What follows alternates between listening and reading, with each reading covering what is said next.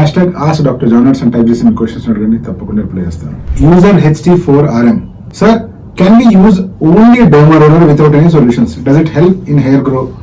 My age is 20, sir. ఇప్పుడు మీ వయసు 20 years, మీకు డర్మా రోలర్ చేస్తే జుట్టు వస్తుందా రాదా అని క్వశ్చన్. మీ హెయిర్ లాస్ కనుక సింపుల్ హెయిర్ లాస్ అనుకోండి, డర్మా రోలర్ చేసి వితౌట్ ఎనీ మెడికేషన్ తప్పకుండా గ్రోత్ వస్తుంది. బట్ మీకే గనక అర్లీగా బట్టతల ఫామ్ అవ్వడం స్టార్ట్ అయింది అనుకోండి, అటువంటి సిచ్యువేషన్ లో కూడా డర్మా రోలర్ చేసినప్పుడు ఇమీడియట్ గా బేబీ హెయిర్ గ్రో అయ్యే అవకాశం ఉంది.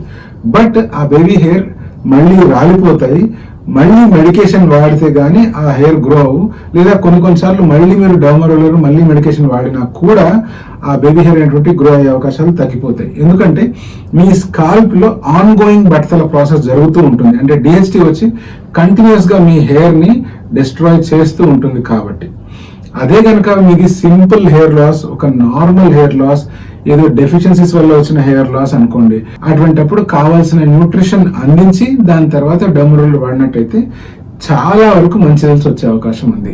ఎప్పటికైనా కూడా ప్లెయిన్ డర్మా రోలర్ మాత్రమే వాడేదానికంటే దానికి సప్లిమెంట్స్ తోడైతే చాలా బెటర్ రిజల్ట్స్ వస్తాయి.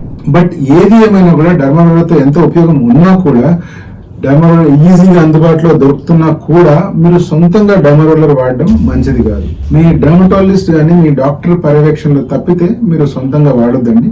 వాళ్ళు సజెస్ట్ చేస్తేనే వాడండి. సొంతంగా కొనుక్కొని చాలా మంది వాళ్ళ స్కాల్ప్ ని ఫైబ్రోసిస్ తెచ్చుకున్నారు.